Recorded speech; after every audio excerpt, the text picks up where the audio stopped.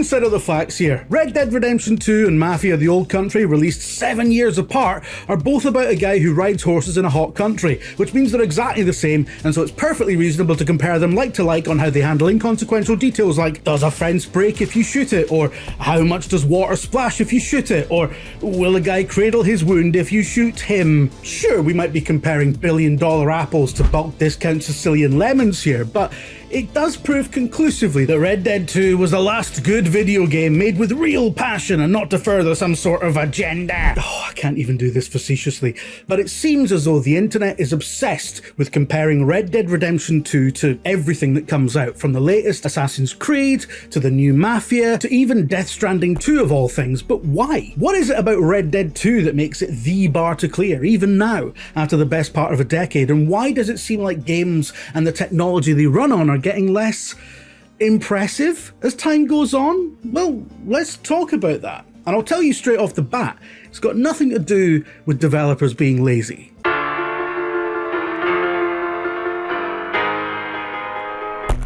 There is a good reason why certain types of outlets are fixated on the idea of Red Dead Redemption 2 as the gold standard that every subsequent game fails to live up to on some level, because it's a hugely popular game from a beloved studio and the social media algorithms know that, but there's very little value in producing content about it unless you can tie it to a new release or some kind of fresh news story, because until there's a remaster or a sequel announced, there's not really anything to say about it that people don't already know. And as much as you don't gotta hand it to them under any circumstances, these content creators do actually have a point.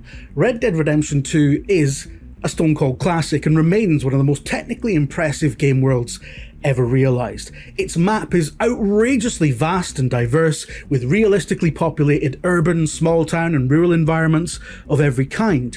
Its attention to detail in its world simulation and how the player can interfere with it is frankly staggering. We haven't seen anything quite like it before or since, apart from, other Rockstar games, of which it is considered the best, and for good reason. There's a cottage industry of gaming content out there that is obsessed with unfavourably comparing new releases to genre classics. If the internet flags you as a gamer, you probably have been fed a lot of these comparison videos that compare cherry-picked footage with the goal of demonstrating that new things are bad and old things are good. It's our generation's equivalent of pining for racist sitcoms based on the war, or pining for the war. They're often short form as well, so they'll be less than a minute long, and all the footage will be scaled down to a portrait frame, which is obviously bull.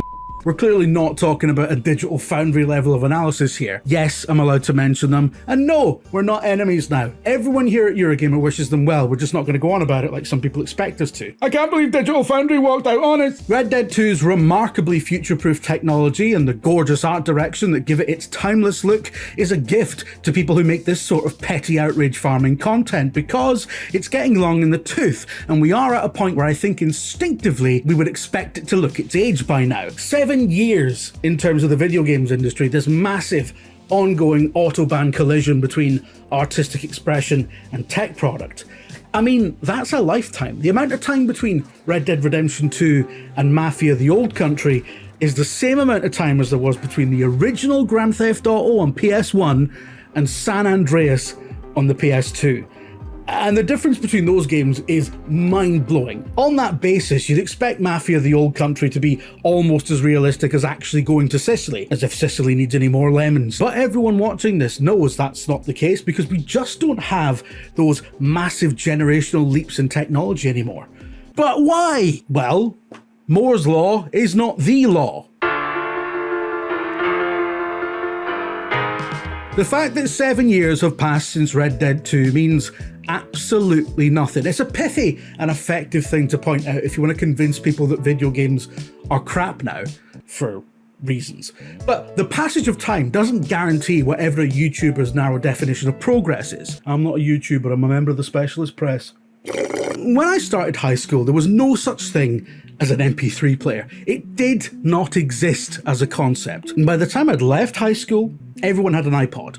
And that's only like 4 years because I'm a thicko, right? So in that short amount of time, we went from the concept basically not existing to it reaching its zenith. The portable digital music player with capacity measured in gigabytes and an intuitive interface that your granny could use. Now, since all the things we used to carry around with us have been superseded by everyone carrying around a portable supercomputer that is your iPod, your phone, your telly, your library, your local branch of Tesco, a Spirit Level, and your mum, it's fair to say the rate of change in electronics is a bit more sedate than it used to be. I don't know about you, but the phone I have now more or less does the same my iPhone 4 did 15 years ago.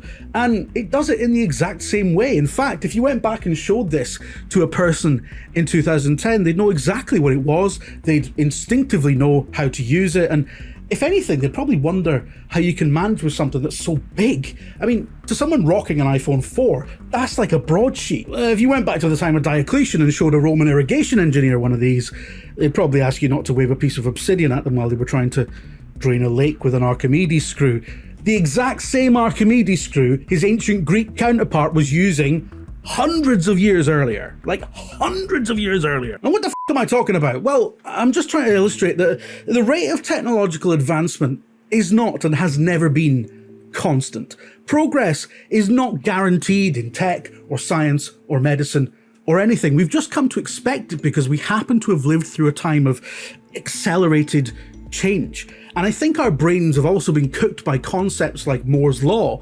If you haven't heard of Moore's Law, it's often expressed or understood as roughly a doubling of computing power every 2 years. What Gordon Moore was actually doing was observing that the number of transistors that Intel could cram into a single chip was doubling at a consistent rate, and extrapolating that to predict where the technology would be a decade down the line. But Gordon Moore was speaking in his capacity as a businessman as much as he was speaking as an engineer. And the thing about businesses is that they like stable, predictable growth. In a nutshell, Intel likes knowing when and how it's going to sell its new chips. And although every chip manufacturer since has tried to keep Moore's Law going, because their businesses all operate on the assumption that it will hold like forever, it is no longer a sure thing. In fact, a lot of businesses have decided that it's already over, and that's rapidly becoming the consensus. And that's also one of the reasons, by the way, that the old paradigm of games consoles getting cheaper after they've been out for a few years, you can forget about that as well. Miniaturization is reaching a hard limit. So this assumption we all have as a society that technology just gets better somehow doesn't hold up anymore. And this phenomenon that's kind of broken gaming, where games from 10 or more years ago are still holding their own against new releases that have all the current tools available to them, is evidence of that. One of the firms that has declared Moore's Law dead and buried is Nvidia, which, not being shy of putting its money where its CEO's mouth is, has been spending its vast R&D budget, thank you crypto bros, on coming up with ways to continue improving what their products are capable of in smarter and more targeted ways than simply increasing their raw power. Technologies like DLSS and ray reconstruction, for example, are designed to make extremely marketable features like ray tracing, 4K, triple-digit frame rates achievable on silicon, which just doesn't have the raw numbers to do that sort of thing without cheating somehow. And the upshot is that noticeably better results are achieved with only modest increases in raw power. The goal is to do more with less, or to do a lot more with only a little more. Work smarter, not harder, all that. Which brings me to the last point. You are not Unreal 5's customer. The difference between Red Dead 2 and Mafia: The Old Country isn't just the span of time between them, it's the sheer scale and scope of the projects. Now, we know a lot less about Mafia's development story than we do about Red Dead 2's, by virtue of the fact that Mafia's only just come out, but we know enough to make a few educated guesses about the resources available to it. Mafia: The Old Country's developer, Hangar 13, took charge of the Mafia series in the mid-2010s, which led to its first release, the much maligned but honestly not that bad Mafia 3. Now, it's interesting that Mafia 3 is probably the closest equivalent to Red Dead 2 in Hangar 13's entire back catalogue. It's a proper open world with all the side content and icon janitoring that implies, and just like Red Dead 2, it runs on a proprietary engine. Now, this was back when Hangar 13 was a bit bigger and had the resources to maintain its own game engine, and without getting too much into it, because hell, this is already dragging on. Since those halcyon days, Hangar 13 has properly been through the ringer.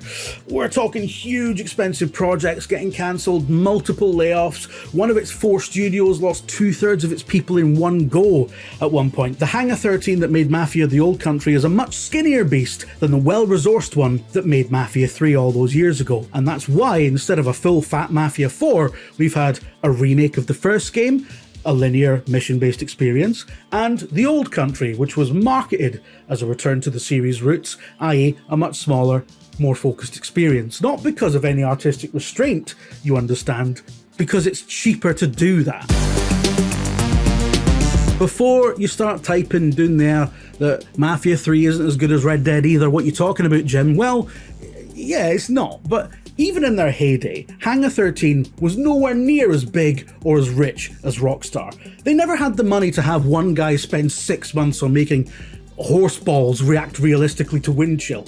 Only Rockstar can do that because they have more money than the mob, or God. Rockstar has the resources to build a hyper-realistic, reactive world the player has a convincing presence in. It's one of the most expensive games of all time, with a budget in the hundreds of millions. An estimated 1,600 developers worked on it across all disciplines. Now, if everyone at Hangar 13 worked on Mafia the Old Country, including like receptionists and accountants and all that, and that's quite an assumption, its development team is less than 300 people. So that's less than a fifth of the team it took to make Red Dead 2. On a much longer turnaround, by the way. So look, even accepting the dubious idea that Mafia the Old Country doesn't look any more graphically advanced than Red Dead 2, the question shouldn't be how come this 7-year-old game beats this brand new one in direct comparison. The question should be how the f did Hangar 13 get anywhere close to Red Dead 2? With the resources it had. And if it wasn't close, those guys wouldn't be comparing it. And yeah, part of the answer is that they didn't spend any time on inconsequential like fences breaking realistically when you shoot them, or horseballs, or can't really think of anything else apart from horseballs. Now, I'm kind of fixated on that. But the other part of the answer is that Hangar 13, like lots of other studios, including CD Projekt Red, has switched entirely over to Unreal 5, which is not for your benefit or mine, frankly. It doesn't really matter to the end user which brush is being used to paint the picture, after all. All game engines have their pros and cons. I don't understand them because I'm not a game dev. And while a lot of Unreal Engine's marketing is aimed at punters like me and you, so its splash screen is mentally associated with good graphics and is therefore a mark of quality, most of the recent marketing isn't so much about how great the games look. They're more about how much work the developer had to do to get there. If you look at Unreal's procedural time-saving technologies like Nanite, Lumen, or MetaHuman, the big innovations here are in automating or making obsolete the kind of busy work that developers used to have to do, such as producing level of detail assets, or pre-baking light maps, or pressing F5 to make it good. I don't know, I'm not a game dev. The upshot of all this is that the ancient, decrepit Red Dead 2 being able to hold a candle to Mafia the Old Country at all doesn't represent any kind of regression. It demonstrates that the art and technical direction of one of the most expensive games of all time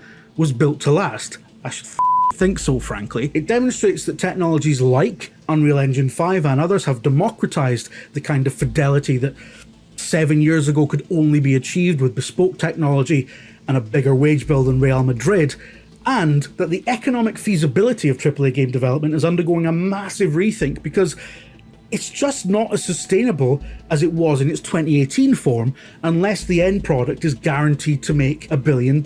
Far from being a regression, it is technological progress. It's just not the kind that brings your wee brother closer to his ideal of ultimate photorealism where you push the bayonet slowly into somebody's throat and then have to go to therapy.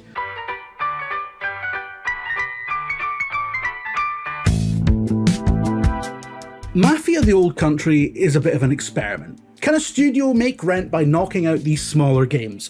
Focused experiences that have AAA production values, but without the AAA statistics and, crucially, without the AAA price point. Is there an audience for that, or do too many people habitually believe they're being shortchanged unless they're literally playing a Rockstar game? Only time will tell, but I'll leave you with this. I'm very suspicious of a lot of these outlets that obsessively compare Red Dead 2 or whatever to newer games, because it's always pretty clear that the point isn't to compare and contrast the differences between old games and modern ones in a sort of academic way, but to deliberately feed the notion that in recent years gaming has fallen off, that there's no passion in the industry anymore, that all the talent has left and been replaced with political activists because their engagement depends on the impotent anger and malaise that characterises the information dystopia era that we currently live in. The sense that everything was better before. Before what? Before when? Well, you know, I just want to go back. Back where? Back when? Well, you know, when I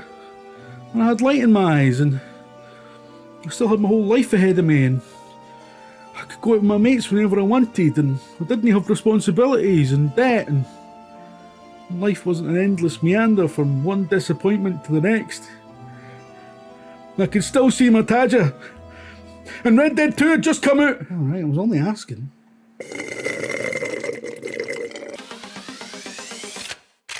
Now is a great time to score some incredible games through Humble Choice. Live now through to September the 2nd, you can grab Persona 5 Royale, Vanisher's Ghost of New Eden, My Time at Sandrock, and more. Whether you're building your backlog or discovering something new, this is the perfect time to pick up these fan favourites. Plus, every purchase supports a good cause, with this month's featured charity being Donors Choose. Get a curated mix of PC games every month, all for just £11.49 a month.